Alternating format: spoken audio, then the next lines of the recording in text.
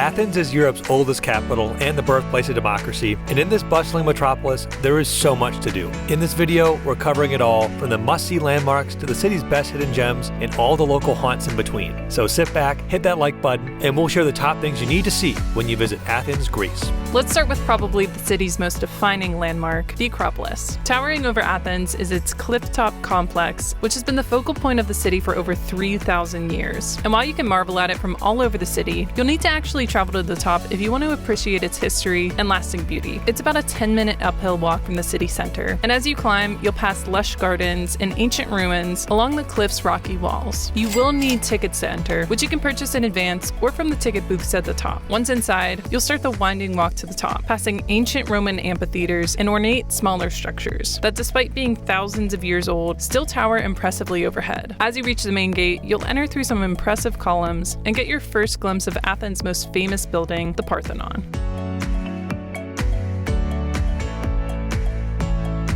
Perched atop the Acropolis, this marble masterpiece is at the top of the list of must-see spots in Athens. Over the millennia, this building has had many functions, ranging from churches and mosques all the way to a gunpowder warehouse, which sadly is why it now lays in ruin. In the 1600s, the Venetian Navy exploded the gunpowder stored inside, which blasted the lavish building to smithereens, and now just a shell of the structure remains. Still, despite its ruinous history, the building still stands and is considered to be one of the most pristine examples of ancient Greek engineering. You can walk around its perimeter and admire it from all sides. However, if you want to see the original sculptures that once adorned the Parthenon's top, you'll unfortunately need to catch a flight back to England, as those Elgin marbles are on permanent display in the British Museum. Anyways, even without the marbles, the Parthenon is a stunning structure to behold and well worth the climb and ticket price. The building next to the Parthenon is equally impressive and sports the famous lady columns. These beautiful busts are both architecturally and artistically impressive and are some of the area's finest examples of ancient Greek marble work. Anyways, you can explore the top at your own pace, but we highly recommend downloading the Rick Steves app before you enter. It offers a free audio tour perfectly timed to the sites of the Acropolis and does an excellent job highlighting the little details you might otherwise miss. So don't forget to bring your own earbuds. While near the Acropolis, it's the perfect time to explore this cozy village. This town is built right into the hillside and is a slice of the Greek islands right here in the heart of Athens. This town was built in the 19th century by workers from the Greek islands, and they brought their own unique architecture style with them. This is one of the only spots in Athens you'll find picture-perfect Cycladic homes, and the area's tranquil vibe makes it the perfect spot for photos or a quiet escape from the city's hustle and bustle. So if you aren't able to make it to any of the Greek islands during your trip, wandering through this little village is a must-do when visiting Athens. Next up,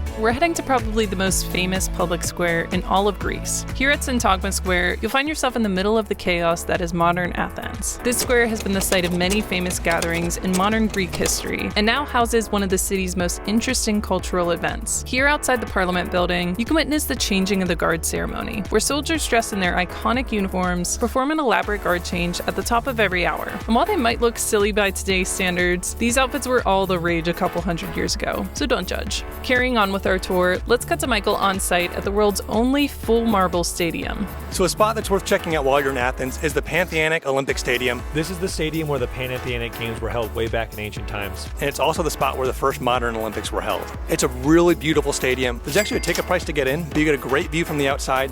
And you can't see it here, but the Acropolis and the Pantheon is in the distance, so it's a beautiful spot in the city. We're outside right now, but you can see it's really fun. There's people in there standing on the podiums, which really gives you the feel of being a true Olympian. While near the Olympic Stadium, it's just a short walk to our next item on the list, Hadrian's Arch. Behind me, we have Hadrian's Gate. This is a triumphal arch built by the Emperor Hadrian, so it's really interesting to think that the famed Roman Empire actually was here. This actually separated ancient Athens with the modern-day city of Hadrianopolis that he was starting on this side. On one side it's inscribed, this side is Athens.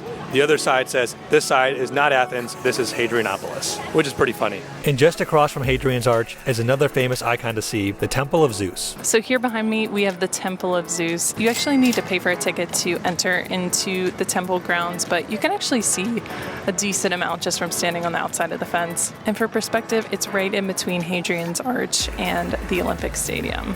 Just downhill from the Acropolis is the next spot to see, and that's Athens' Roman Forum, or sometimes called the Agora. While smaller than the Roman Forum in Rome, this open-air courtyard still boasts some of the city's most iconic ruins, one of which is the city's famous Temple of Winds, which served as a weather station, observatory, and timepiece with a one-of-a-kind water power clock. Inside the Forum, you can also find Hadrian's library, or at least what remains of Hadrian's library. And while we never know what they'd actually say if these walls could talk, I like to think they'd say, "Shh, this is a library." Dad jokes aside, this is a beautiful little ancient stretch in Athens. There is a charge if you'd like to enter the forum, but if you're cheapskates like us, you can still appreciate the views and architecture through the gates outside for free. Regardless your choice, it's pretty cool realizing that many famous Athenians have wandered these grounds over the last 5,000 years, including icons like Pericles and Socrates. So it's a one-of-a-kind spot in Athens.